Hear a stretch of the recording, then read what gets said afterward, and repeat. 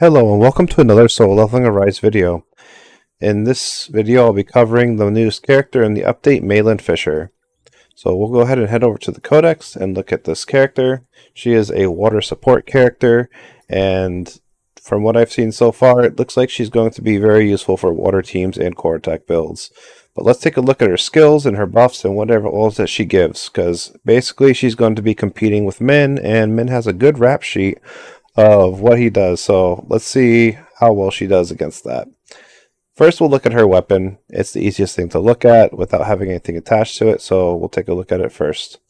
So attack power, and you'll see it gives total power and HP, which means she most likely is an HP based unit. We'll verify that with her skills later. You'll see that this is basically when the user activates Side Whip, it increases the damage of the team member with the highest attack by 1% for 12 seconds each time Meilin Fisher HP increases by 2,000. Maximum damage increase is 6%. Also, it decreases the ultimate skill cooldown by 5%. This is very important when looking at her full kit, because as you level this up, you look at that 6% now goes up to 16%, and just to be sure, you pay attention that it is the character with the highest attack, and it increases damage. So if you don't have a character with an attack character, it will still increase that character that has the highest attack. So you have to be very careful about who you're buffing. Generally speaking, the attack units are who you want to buff, but say that you're running Emma on your team or someone else that you might want to have their damage go up instead, then you have to be careful about who it's going on. But otherwise, if you're running two attack characters on your team, you also have to be careful because it will buff one and not the other. So just be very conscious of that. The other thing that is very important on here is that you'll see it decreases the ultimate skill cooldown by 20%. That's really big. If you don't have this, if this becomes a requirement for this character, then this is going to be very important.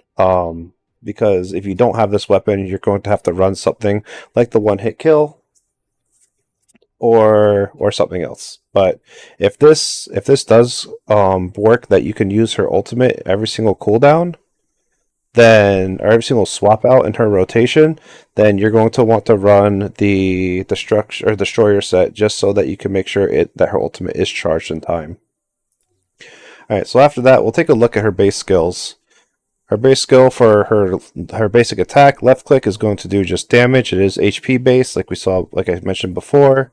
Her side whip, which this is what activates the weapon skill, which increases damage, is this. So you have to make sure that this gets used. If we recall, it is going to be stacking up for a total of 6% here and a total of 16%. That's really slow ramp up time.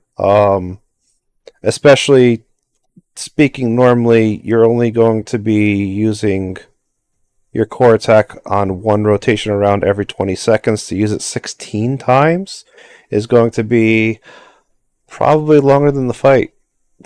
Let's say that's, longer than the fight. That's, 20 times 16 is 320 seconds. That's 6 minutes. This will be changed. I assure you, this is not their intent. Their intent is not for you to hang out into this character and have her do her core attack repeatedly.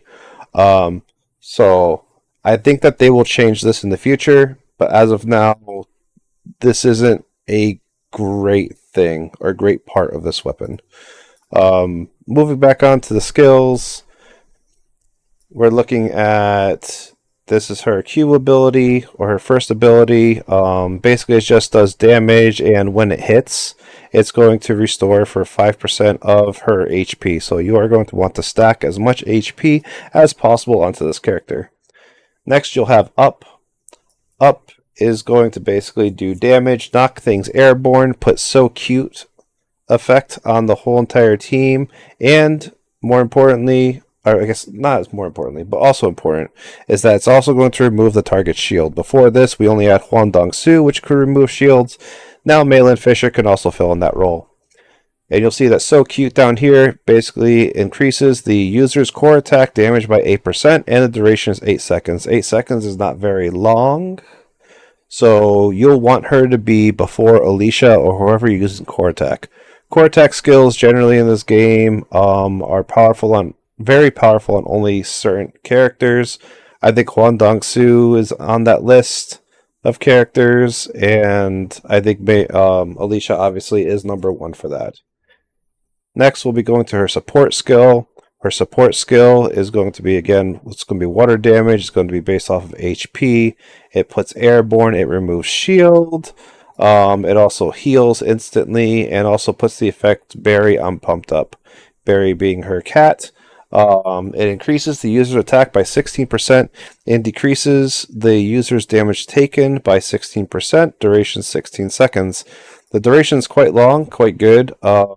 The attack increase is good. It's less than Beast Bakes, but she also doesn't increase the damage you take. Instead, she decreases. So quite the opposite. So if you're looking for a little bit less damage but more survivability and also healing and removing of shields and a little bit of CC, you can use her instead of Bake. So yeah, it's really good in the overall scheme of things because it does activate when you use it and not when you're hitting a target, which there's only a few of those for support skills in the game. Next, we'll look at the QTE skill. Her QTE is basically just going to do damage and does airborne. That's pretty much it. Nothing really unique there. So now we'll move on to the ultimate ability, Big Meow.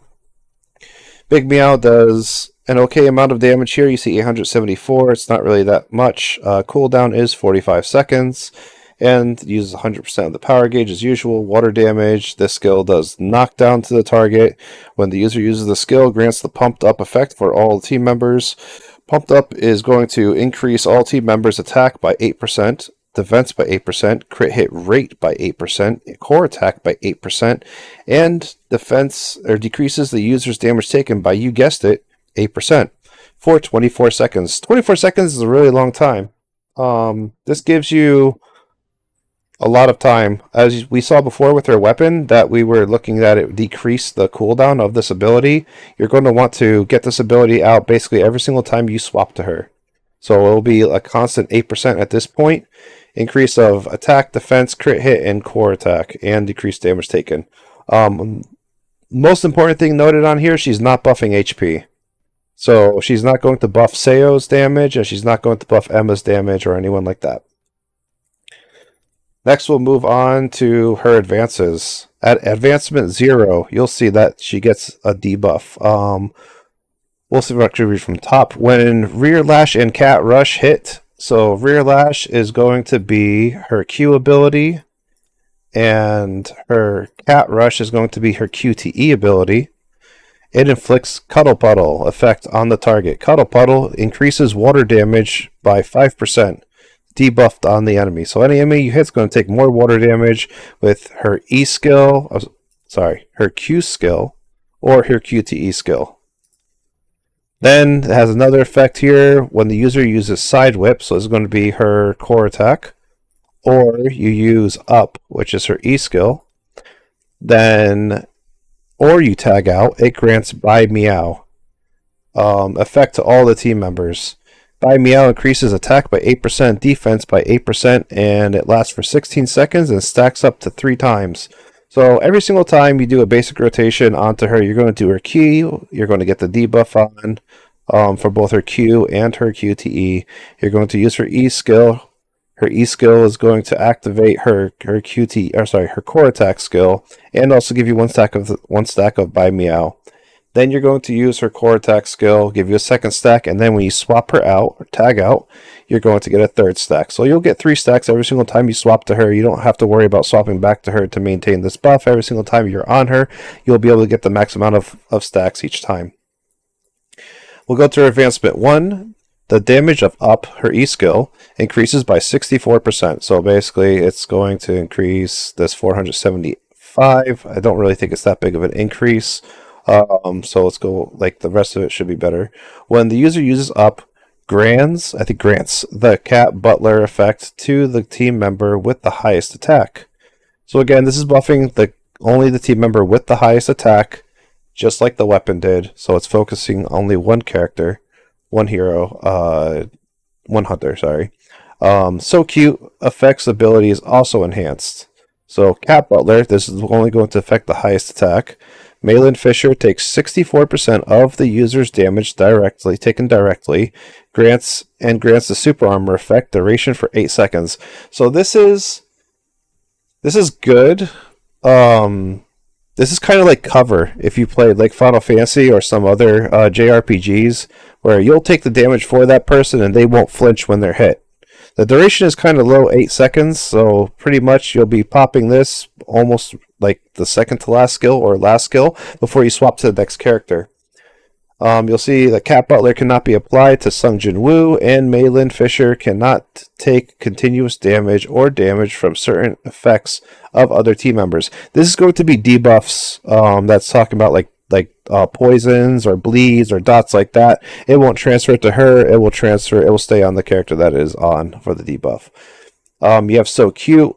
This increases the core attack damage by 32%. You'll see before that it was just 8% for 8 seconds. It is now up to 32%. That's a big increase.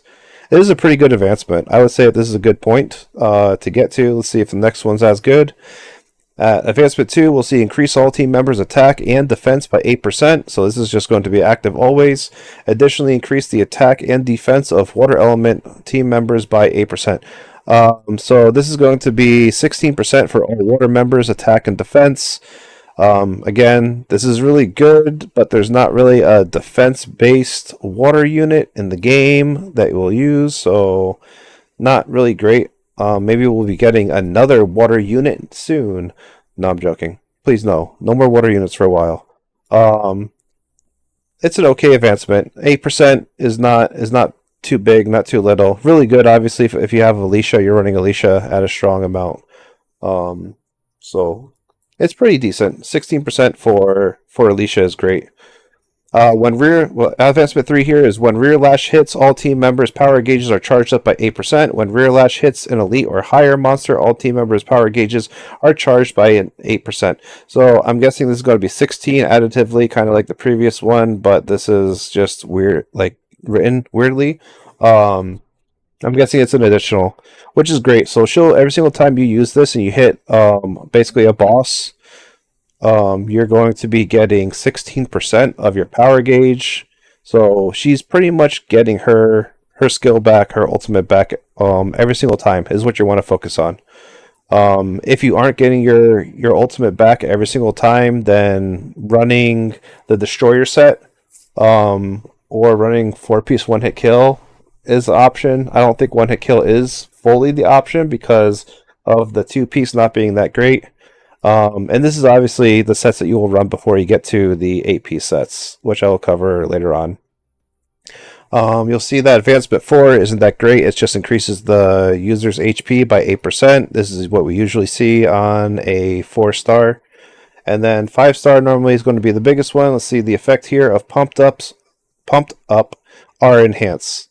Pumped up now increases crit hit rate by 16%, attack, defense, core attack, and the user's decreased damage taken by 16% for 24 seconds. So duration stay the same. This effect is basically doubled.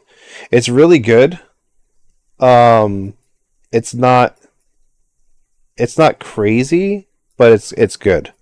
So if I was a free to play, what I suggest for free to plays is get to A1. This buff to the core attack is quite big.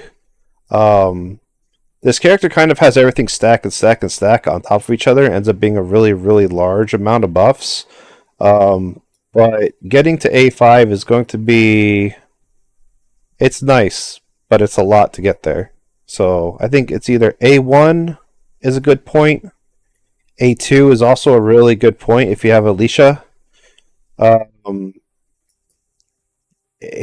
is probably bigger than what I think.